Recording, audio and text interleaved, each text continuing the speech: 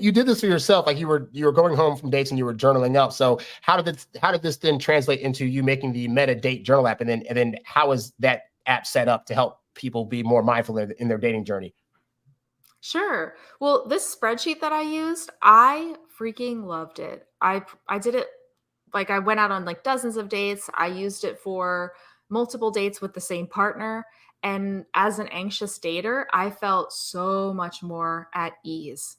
I felt a lot more confident that I wasn't going to choose the old, unhealthy, and potentially toxic relationships of the past, because I knew that I was carving out time to consciously reflect and make sure that if something did come up, I would catch it as soon as possible.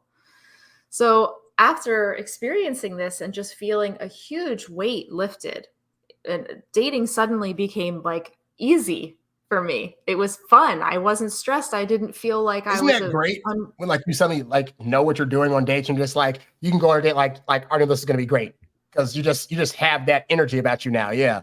I do. I freaking love dating now. It's the best. So I was like, okay, I really feel like this is going to work for more people. I want to help people share it just like you. I ended up reading a book by a therapist of over 20 years. Her name is Christy Maxey. She had wrote a book on self-love. And I was like, hey, we Zoomed, like she's all the way in Arizona. I'm in New Jersey. I was like, hey, I have this form. I really love it. Is it like just me that it worked for, or could this be something to work for everyone? And she was like, no, there's actually a lot in here. A lot of it, of course, was mindfulness based, but there's other evidence-based practices that I didn't even realize I was touching on. And she helped me pull all the dots together, like curate the wording of it. And we turned it into a co-authored book called The Mindful Dating Journal. Okay. And since then, we have adapted it for a free mobile app. It's all the same questions. It's completely free, as I said. But I just love it because when you're on a date, chances are you're probably driving to a restaurant, or maybe you're taking the subway there and back. That's a key crucial time.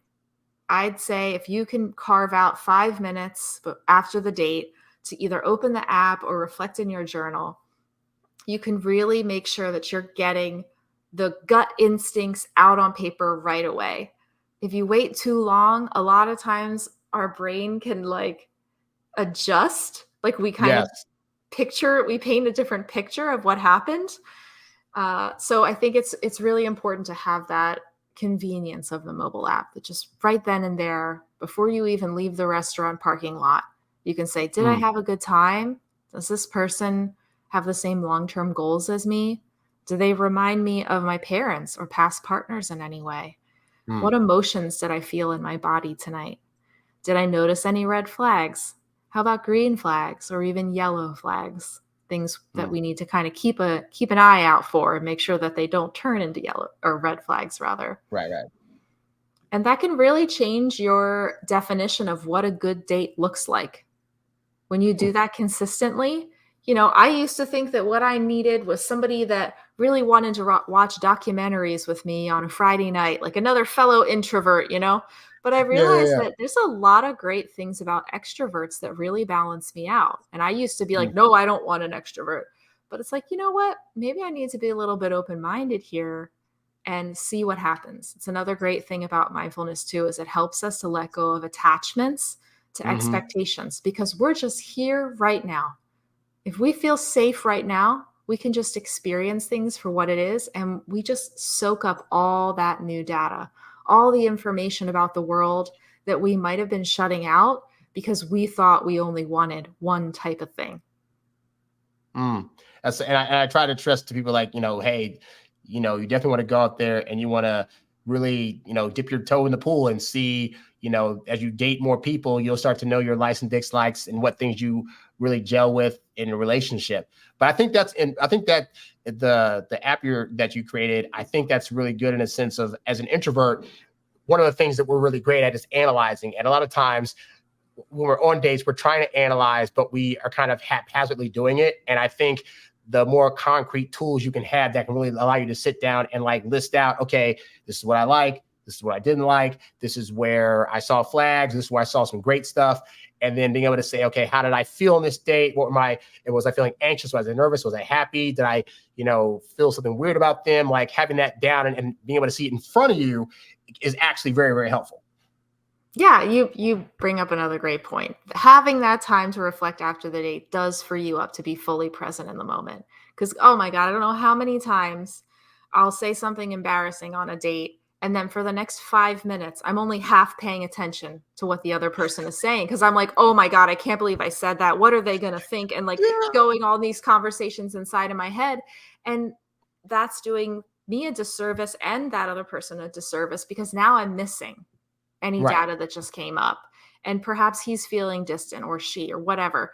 So it allows you to just say, oh, you can train your mind with that mindfulness to say, oh, here I go again in my anxious spiral.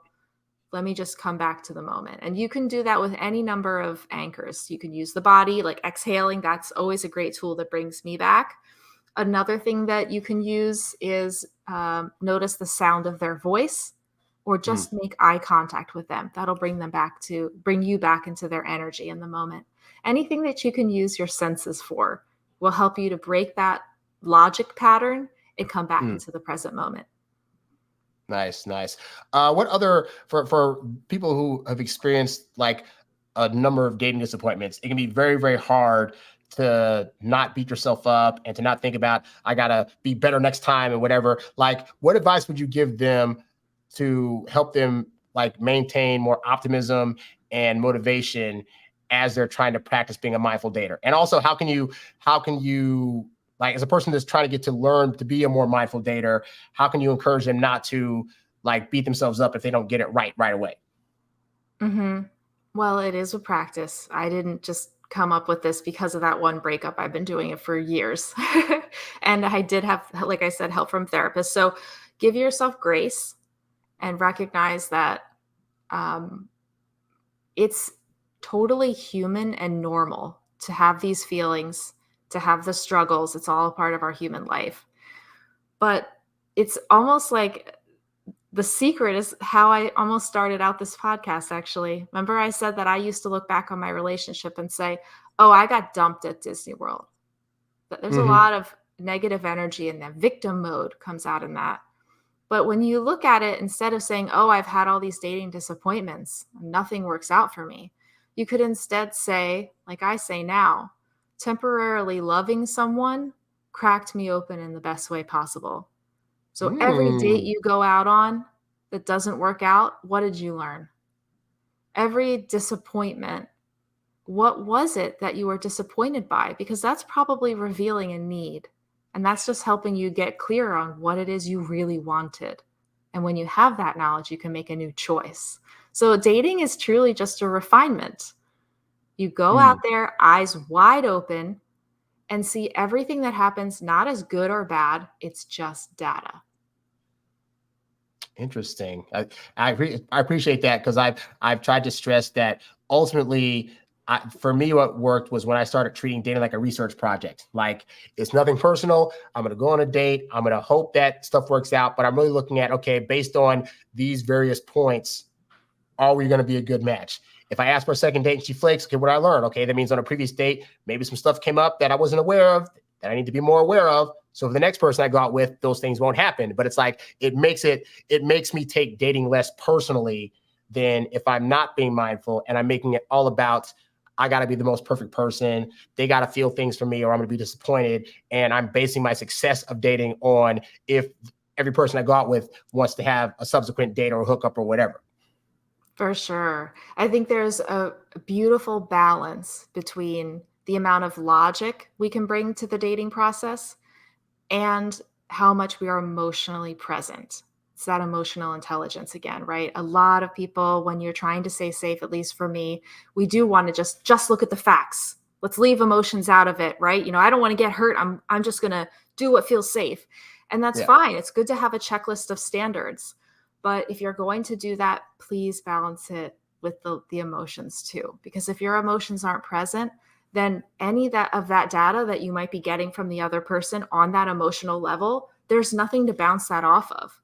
So you're going to end up getting into a relationship based on logic alone. And that actually might be one of the patterns that you're doing that isn't leading you to the emotional, that the relationship that actually meets your emotional needs. It's tough. And I'll say too, for guys, I think we very much think because I used to think like, oh, women are more emotional, men are more logical. It's like, I don't believe that. I think that we are more analytically logical. Women are more emotionally logical in a sense, but guys get in their feelings too. And I think that we're trying to use analytical data points to try to prove to women something about our feelings, and then we don't understand why they're going away. And it's like, you have to understand that, like, just because because this thing and this thing equals this thing, so therefore you should feel this thing, like, that's still an emotional response, and it's not one that's going to get you the results, because you're not being mindful of how this other person is operating in their mental space and in what their needs and stuff are. And it just makes it harder than it needs to be. Yeah. I mean, regardless of your gender, you have emotions as a human. They are there for you. They're like a really expensive microscope in the lab, right? You can use that microscope or not. You can use the old one, or you can use whatever. But like I'm trying to say here is that they're a tool. And if you can bring that into your dating process along with the logical data, then you have a lens to observe all of that logical data. They work together. And it's a beautiful exploration into your needs when you can see them through the lens of your emotions, and to feel safe to do that. And when you can appreciate them without judgment, just let them be with you. I think it's shocking how much you'll change in the way that you show up for other people too, that you'll have access to so much more emotional depth to bring to a relationship, that intimacy that you could have with someone deepens as well. That's so true. Well, this has been a very fascinating conversation. Where can people find you on the internet? Sure. I invite you to come check me out on my podcast. We talk about mindful dating all the time. It's called Date in Peace. Or you can find me on Instagram at Metadate, METTA. Excellent. Well, thank you so much, Lauren, for coming on and talking to us about this. Like I said, I've had people ask me about emotional intelligence and being a more responsive dater and stuff. So this has been, I'm sure they'll find this to be very, very, very helpful, as I have as well, because I'm always a student, if nothing else. So appreciate you coming on and talking to us. Thank you so much, Harry. It was my pleasure. Thank you for watching this program. Be sure to go to introvertdatingsuccess.com for more ebooks, audiobooks, and programs designed to help you date as your introverted self while still getting your alone time. I'm Harry Wilmington, and I'll catch you guys on the next one. I'm out. Peace. You's a bad boy, but you can't stop, won't stop. You a high-earning, high-value, high-class man. You a high-earning, high-value, high-class man. You a high-earning, high-value, high-class man. You a high-class man. You a high-class man. You a high-earning,